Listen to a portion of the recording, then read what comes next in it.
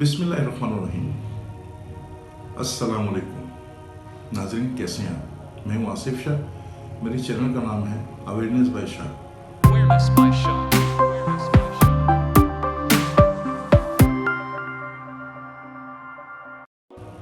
आज हम बात करेंगे परदेश के ऊपर।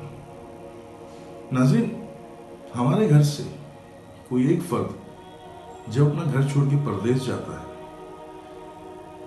वो किसके लिए जाता है? कभी सोचा है हमने? अपने लिए हरगिज नहीं जाता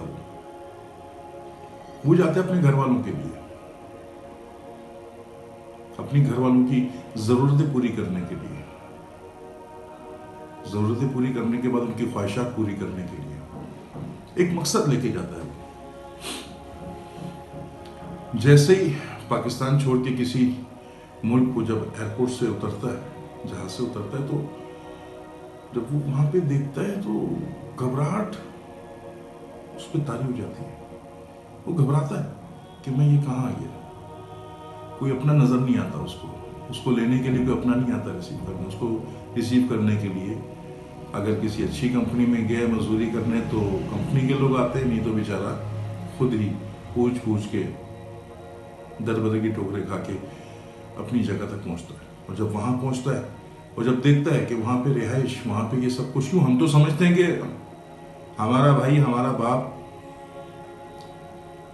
छोड़ के चला गया, परदेश गया तो मजे कर रहा होगा, एसी में होगा, बड़ा जबरदस्त कमरा होगा, काम बड़ा जबरदस्त होगा, पैसा कमा रहा होगा। पर ऐसा बिल्कुल नहीं है, बिल्कुल भी नहीं है ऐसा।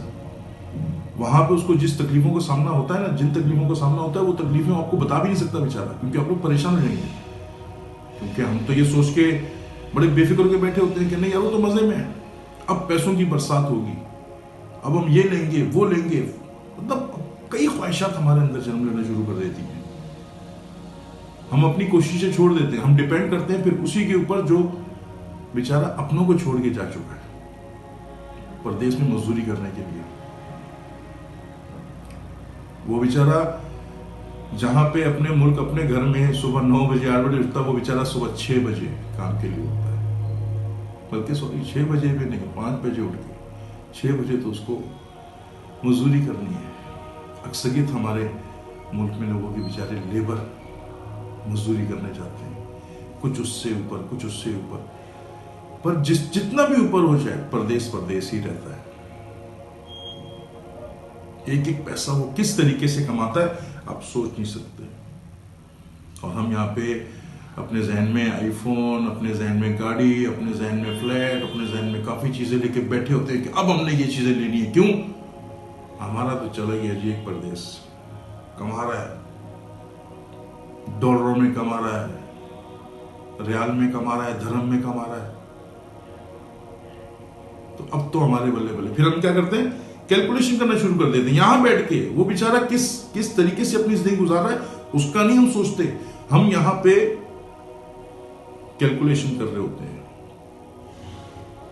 वहां के पैसे को यहां के पैसे से कन्वर्ट करके हिसाब लगा रहे होते हैं कि यार यहाँ का पैसा और वहां का पैसा कितना बनेगा। हाँ भाई 80 रुपए, हाँ भाई 220 रुपए, हाँ भाई 290 रुपए, हाँ भाई 300 रुपए। ओ यहाँ के कितने, अच्छा इतना होगा। तो ये अब वो जो बेचारा कमा रहा है, जितना हम अपनी ख्वाहिशात के लिए सोच रहे हैं, जो उसके जाने के बाद हमारे अंदर जागी हैं, अगर हम इतना सोचें कि वो बेचारा वहां पे किस तरीके से कमा रहा है, उस पर गुजर क्या रही होगी, वो जब बीमार होगा उसको पूछेगा कौन,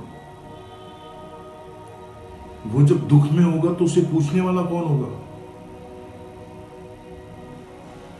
यहां हम सब तो ये सोच के बैठे हैं कि वो कमाने के लिए गया, अब हमारे हालात ठीक हो जाएंगे। पर वो जो बेचारा यहां से गया है, उसे जब हमारी याद आती है तो वो किस तरह उस वक्त को गुजारेगा, कैसे खाता होगा, कैसे पीता होगा, कैसे काम करता होगा, कैसे सोता होगा, कैसे जागता होगा। सारी चीजें वो उस बेचारे पे जो गुजरती हैं वो हम सोच ही नहीं पाते। हम बस यही समझते हैं कि बस वो बाहर मुल्क चला गया भाई, अब तो पैसा दरख्तों पे टंगा हुआ है, वो तोड़ के बेचता रहेगा और हम यहाँ पे मजे करते रहेंगे। वो बेचारा अपनी जमा पूंजी, मेहनत, मजदूरी करके बुरे हालातों में गुजारते हुए जब वो अपने मुल्क वापस आता है, तो यहां पे उसे क्या मिलता है?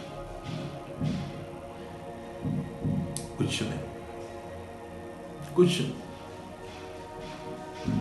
5 साल 10 साल वो बेचारा मजदूरी कर करके ये सोच के कि यार अब तो मैंने इतना पैसा भेज दिया है, अब तो हो सकता है कि जब मैं जाऊंगा कुछ पैसा मेरे पास है, अगर उसने सेविंग की है तो वो आएगा कि यार यहाँ पर आके मैं कुछ छोटा मोटा कारोबार शुरू करूंगा, अपने फैमिली के बीच रहूंगा, इतना परदेश मैंने गुजारा है, इतनी तकलीफें मैंने झेली हैं, अब कुछ पल अपने रिश्तों के साथ गुजारूंगा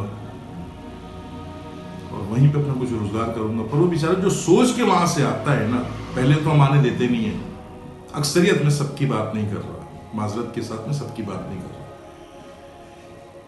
पर जो देखा जो सुना अक्सरियत इन्हीं लोगों में से हैं जो परदेश में बैठे उस इंसान का ख्याल नहीं रखते, उसकी फीलिंग को नहीं समझते, तो वो जब वापस आते उसे आगे से कुछ नहीं मिलता, रवैये बदल जाते हैं।